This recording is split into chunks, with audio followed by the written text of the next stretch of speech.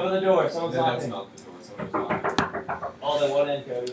All right, so we answered 1 through 5 yesterday. Again, these are the multiple choice questions, which you're going to actually see the multiple choice questions with the answers. So we'll be able to find how reasonable our responses are.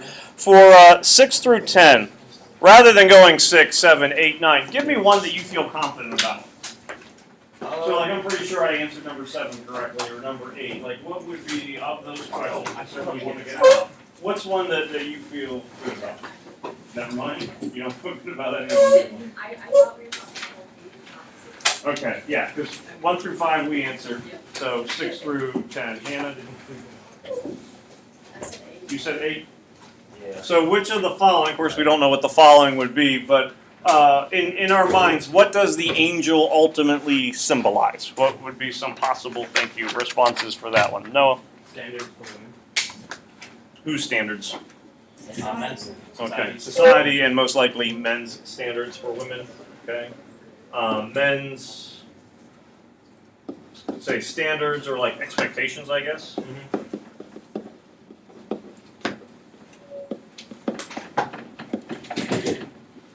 Okay. Anything anybody want to add to that? We're good. All right. How about 6, 7, 9, or 10? No. What are you feeling? Said I felt admiration. Also admirable. Really sarcastic. I said for that one disgust. Because by the end she's like, I killed her. So I was like, she obviously doesn't agree with what the standards are. Okay. I kind of said like a respectful disgust. Combine the two together, Yeah. which you certainly can do. That's what I heard. So taking a look, and I'll clear the ink from this page. So 16 to 23, this would be where we have also a question about the syntax of basically this same spot. You have the syntax for 15 to 18, and then 16 to 23. You know, this immensely charming, going through all of this stuff. When you get down to 23, and when I came to write, I encountered her with the very first words. Okay? So certainly when you see terms like charming, unselfish, sacrificed herself, I need not say it, she was pure, great grace, those are going to be very positive terms. But we're also getting the viewpoint, but she mentions up here, at last I killed her. Why would you kill someone who you admire? That's where the conflict kind of starts to take place a little bit. If you're saying something positive, but you mean negative, what's a term that we use for that kind of concept quite a bit? You give someone a compliment, but you don't really mean it. You know, we tend to go, okay, satire is being used. So I'm not trying to force feed this answer to you. Would you say that it is sarcastic, that she doesn't really mean those things?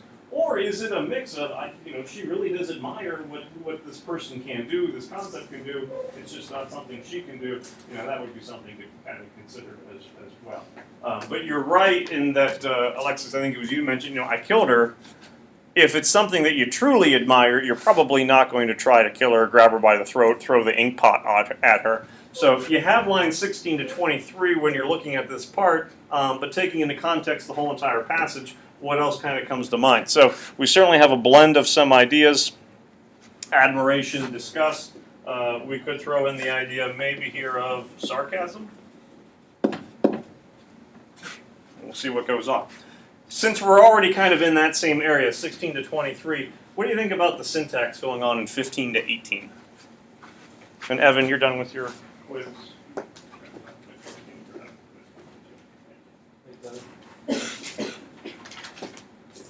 How would you characterize, number one, the syntax in 15 to 18? I would say there's an A word that we could use.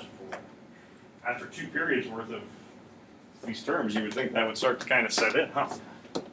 And you're right, JT, what's the anaphora?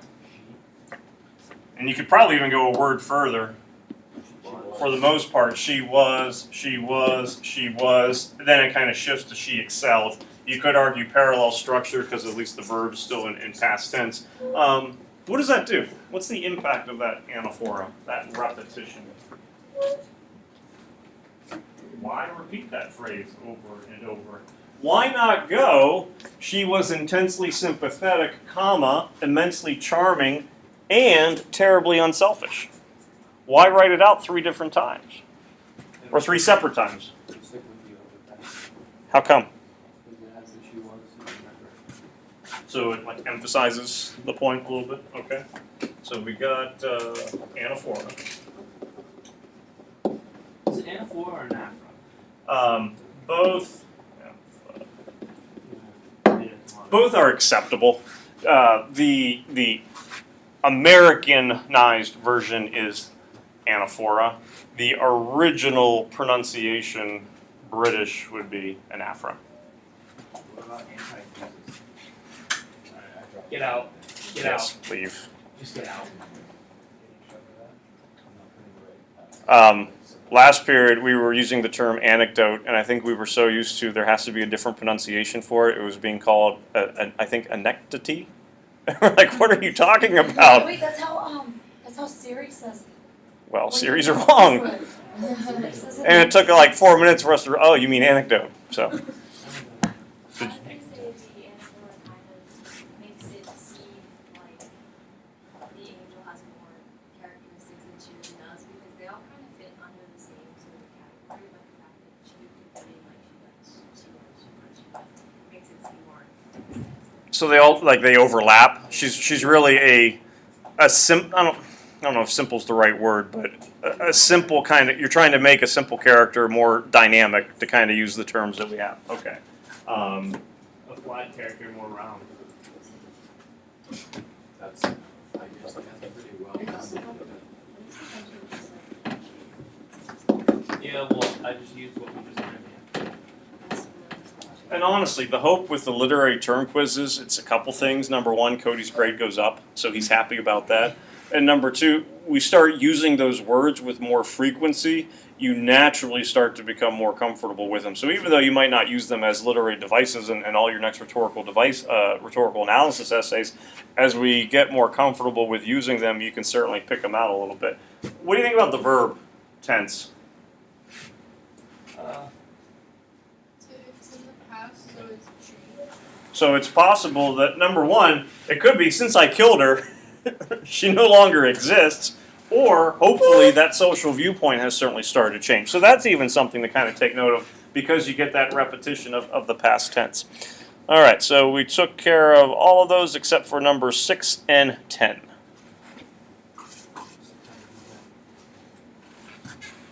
Well, let's do 10 first. You want to throw out an answer? As I freedom from the angel, starting to write without her. Okay. So is asserting her freedom. Dominance was a word that was getting thrown out earlier in the day, so certainly a positive connotation going along with it. And I would think most of us would be doing something similar. Why have the angel in the house represented as a phantom? Like, why use the word phantom? Why not just call it angel or ghost? You know, why end up going phantom? I think it's because how she perceives it. Something that like strikes her. Okay, so it's Something that, Phantoms are typically- like a mental barrier? Yeah. Okay. So mental barrier or obstacle, challenge. It's not an actual physical, more of an internal conflict as opposed to an external conflict? Okay.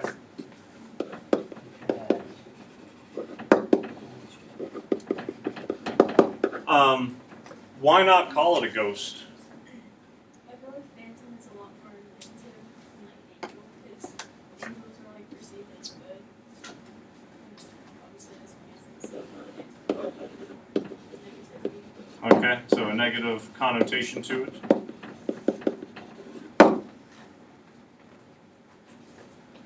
Go to Kennywood, you know, the Phantom's Revenge. It's not like, hey, ride the galloping ghost.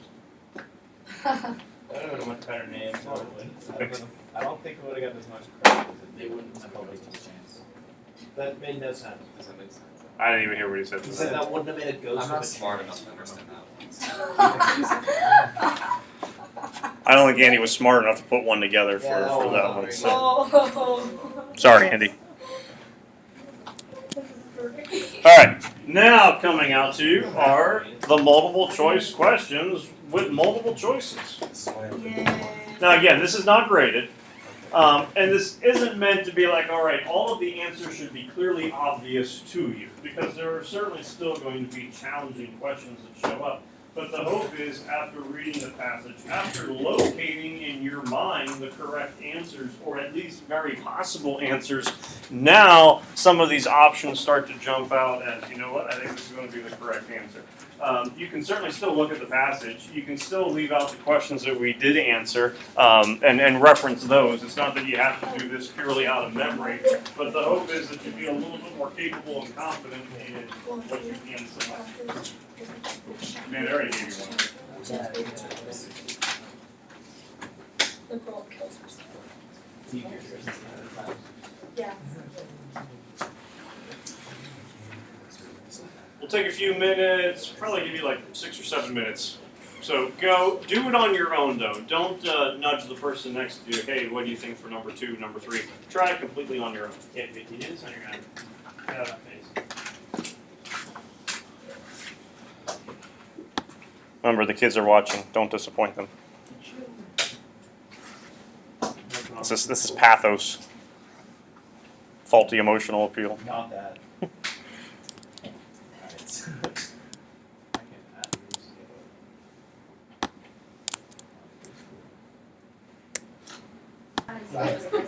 My closet. All right, number 1. The most important word in the question is accept. And still, some people miss that, like Oh. Joey. Joey. Joey missed it. He He's had one of those moments after we said that. So, which one of these would not depict her at the beginning of her career? Fearful. Oh, yeah. So the whole idea, she would be unchallenged because she's just going left to right, 10 to 1. You just throw the stuff in the envelope, send it off, and therefore I'm a journalist. Again, I'm not really big into the eliminating answers because I want you to be able to point to, this is why it's a correct answer.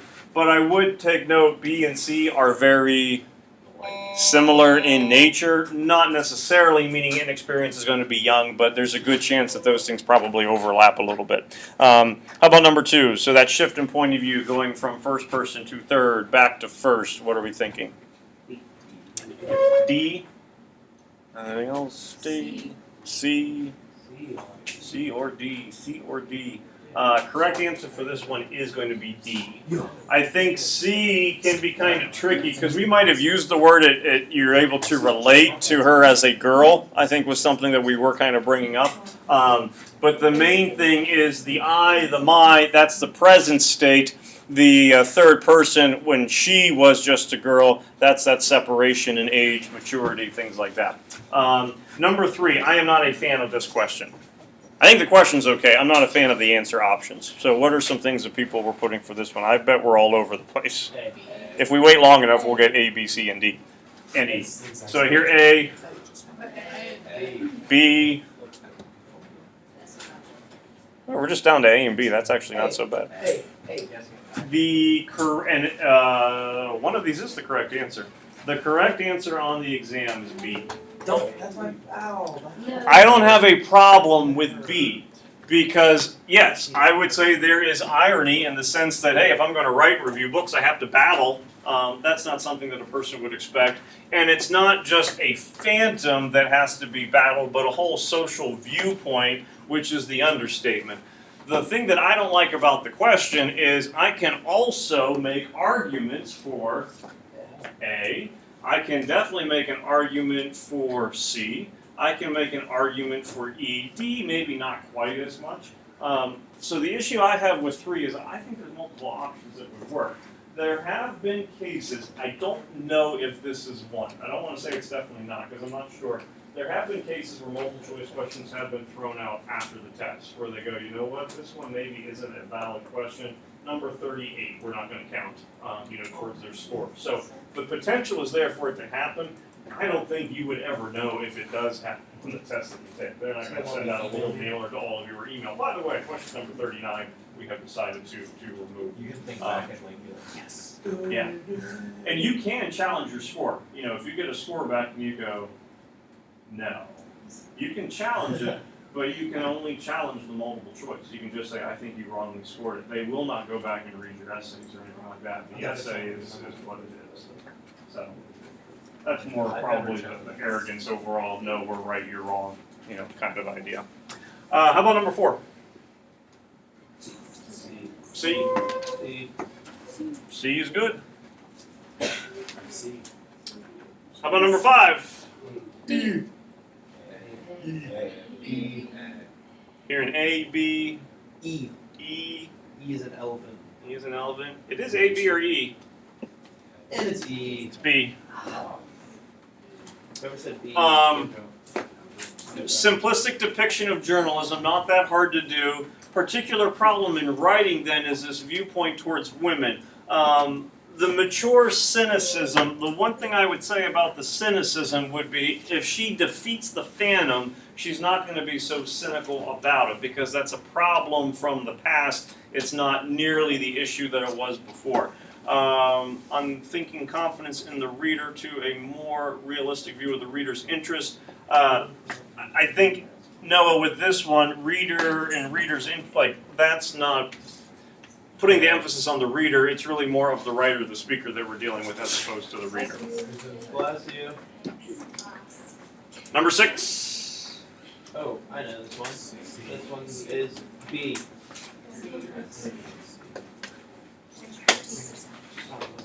7. Oh, this one's easy. This one's B. JT, this is A. Freaking crap. Oh my god. Mr. Can, look the other way. Yo. Oh! Oh, I marked it wrong. I just did the same thing. Now, if 7 is D, and I'm going to come back to 8, but if 7 is D, what does that tell you about 9? It says that it's E. Yeah. If you're going D, you have to go E here, mocking the simple-mindedness of what the angel represents, and then having that antipathy, hatred, that mocking antipathy towards it. Number 8, I think, can be challenging based on the way the wording is done for the answers. The answer is A. And I think the issue that people have is, well, women don't like the angel in the house, or at least this writer doesn't. True. But the angel in the house represents basically what women did with that expectation where they fulfilled that role. So the women's response to that expectation was to fit in the mold of the angel for at least that time being. And that's where A still works. And then last one, yeah, we had the word freedom used. Independence basically would match up with that one. So if you got 5 out of 10, and you don't have to hold up your hand and all that kind of stuff. If you got 5 right, that's passing.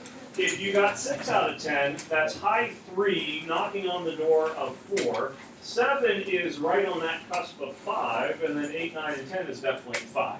So it doesn't mean that, let's say you got a 6 out of 10, 7 out of 10. That's not mean that you're going to get 60, 70% on everything from here on out. But you can see it can be done. It is doable. A large part of that, I think, goes into reading the passage and understand it. So for Friday, please read the passages that will help you. Have you ever tried to do the thing where you have somebody hold a dollar and then you hold your fingers in the bottom of it, and they don't tell you when they're